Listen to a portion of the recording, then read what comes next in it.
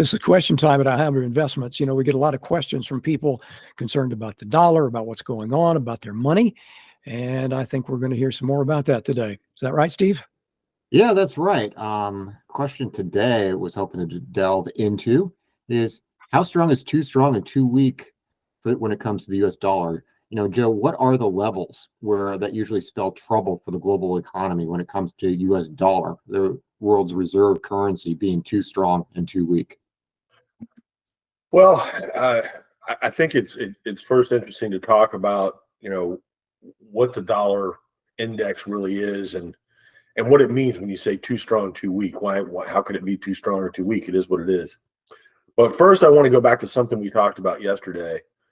We were talking about leading economic indicators yesterday, and I said that the leading economic indicators were developed by a guy that was working in government, and I couldn't remember his name. And he later started a private company that did economic forecasting. I wanted to come back to that just for a second to clear it up. The guy's name was Jeffrey Moore, and Jeffrey Moore was at the NBER, National Bureau of Economic Research. Him and Arthur Burns, who later became the head of the Fed back in the early 70s. They started this. They're the ones that came up with these leading economic indicators back in the late 30s and early 40s. And they developed all this stuff back then. And later, Jeffrey Moore went on to found a firm called the Economic Cycle Research Institute, ECRI, which is still around today. And they essentially use leading economic indicators. And what's interesting about that, I know you guys don't care about the history lesson. What's interesting about that is that ECRI has also been dead wrong about the economy for the last couple of years. And I shouldn't say dead wrong. I mean, I'm sure they've gotten some things right, but they've been calling for a recession, slowdown, whatever you want to call it, for a long time, and they've been wrong. And I think that's because they're using essentially the same framework that's being used by the Conference Board. Now, look, ECRI has a much more in-depth view of the global economy and so forth, and maybe it's a little more, it's certainly a lot more in-depth than you get from the Conference Board, but it's interesting that they come to the same conclusion. Anyway, so let's talk about the dollar for a second. There is this idea that too strong or too weak causes a problem. And, there's going to be a chart up here that shows that. And essentially what we have is three ranges on the dollar index. One that has a top around 120, and then the bottom of that range is around 100. There's another range, a middle range, which is 100 down to about 87, 88, and then the bottom range goes from 70 all the way down to 70. And the reason I've outlined those levels is because we see problems when the dollar gets too strong or it gets too weak. And I think that's really, I've always said that what monetary policy ought to be aiming for is a stable dollar. Because I think you have to remember that the Fed essentially is a central bank for the world. Because whatever happens in the United States is going to have an impact on the rest of the world. So whatever happens at the Fed has a big impact on the rest of the world, because the dollar is the reserve currency. So when you raise interest rates in the United States, there are a lot of companies and countries that are exposed to dollars in the form of debt. If you raise the interest rates on those debts, it's going to have an impact on those economies. And so when you think about what does the dollar really mean, the dollar index, what the dollar index tells us, and its trend tells us, is how the United States economy is performing relative to the rest of the world. If the U.S. economy is strengthening relative to the rest of the world, the dollar will be rising. If the U.S. economy is weakening relative to the rest of the world, it will be the dollar will be weakening. So that's really, really basic stuff. Now, I could go into all the details, the theory about why what's really driving this is real interest rates and real interest rate differentials. I think a lot of times you hear people talk about, well, if interest rates go up in the United States or interest rates go down in the United States, then the dollar is going to move. And it's not really that simple. It's really more about real interest rates. Unfortunately, you don't have an easy access to real interest rates if you're looking around the world. Now, we do track that stuff. I look at real interest rates in Europe. You can look at real interest rates across Europe in different countries, because it's going to be slightly different because the inflation rates are slightly different. But we don't usually do that. We're usually just looking at Europe as a whole. Anyway, the point is, if you think about it from a global basis, what we want is for all this growth to be balanced, because otherwise you end up with these problems like I just talked about. The dollar gets too strong because real interest rates are higher here than the rest of the world. That has an impact on all these countries and companies that have dollar debts. And by the way, they don't have a lot of choices about having these dollar debts. They kind of have to because they have this dollar exposure because of their interaction with the U.S. economy. And actually just interaction with trade. Most trade gets priced in dollars for a reason. It's just a simple thing as far as, it's the most liquid currency and so forth. It's easy to get. So those areas. So let's think about this. If we go back and look at the times when the dollar was very strong and then when it was very weak. And I always go back to the 80s and start in the 80s. In 1985, you had the Plaza Accord where the dollar had gotten too strong. Now, the problem at the time, it wasn't a real problem for other countries, although we did have a Mexican crisis back then. And by the way, one of the things I really find interesting about this, it's about every time you have some kind of global crisis, there's one company that's always in the middle of it. It's named Citigroup or Citibank or whatever. Way back in the day, if you can even go back to like 1908, and it was Knickerbocker Trust. That was kind of the forerunner of Citigroup. And indeed, in the 80s, when I don't know if you guys, I'm old, so I remember this stuff. We had these things that got developed called Brady bonds because a whole bunch of these emerging markets, which is what we call them now, we call them third world countries back then. People decided that was kind of mean, so they started calling them emerging markets. But they had a big problem, and you had a Mexican crisis, the tequila crisis, it was called. And our Treasury Secretary came up with this idea for packaging these loans that were essentially bank loans to these countries and packaging them into these bonds that ended up being called Brady bonds because the Treasury Secretary's name was Brady. And so we have these periods where strong dollar causes this huge problem in the emerging world, and that has an impact on global politics, geopolitics. It has impacts all kinds of ways. And so you want to avoid these situations. Now, in that case, it wasn't a big problem necessarily for the U.S. economy, but it was a problem for the rest of the world, and we had to address it. Now, it's interesting if you go back and think about the rhetoric that was going on at the time, it's very topical. The idea was that the dollar was so strong it was hurting our exports, and this trade deficit that we had was all because the dollar was too strong.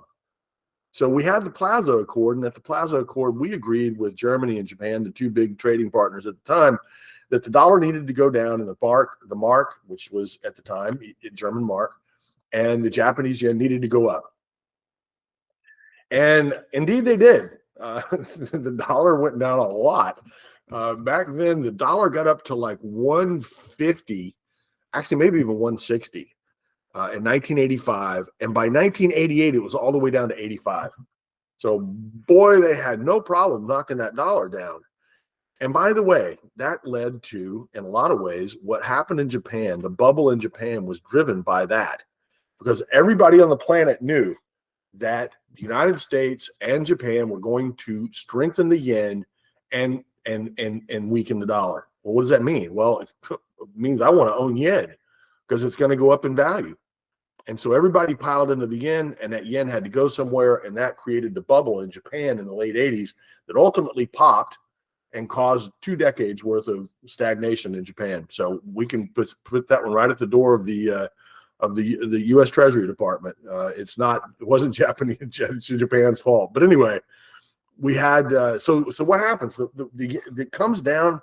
The dollar comes down all this way, and essentially what we did was we essentially reduced real interest rates. And so what do we get?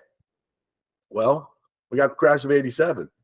We also got the savings and loan crisis. Not good stuff. So a rapidly falling dollar, we know that just is not good. And so then we went through this period through the 90s, early to mid 90s, where the dollar was fairly weak, 70 to, I don't know, 70, basically 80 to 100, but 80 to 90 for most of that time. And then we started to rise starting in 1995. Well, now the dollar is rising, very steadily rising for years. And guess what? We got the same thing we got when the yen went up. Because when the yen went up, we got this big bubble in Japan. Well, guess what? Now the dollar is going up. And by the way, you had a guy named Robert Rubin, was Treasury Secretary at the time.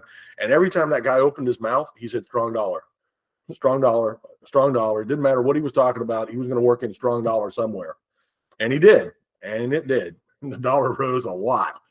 And so 1998, we got the Asian crisis. You guys probably remember. Well, I remember that. Again, I'm old.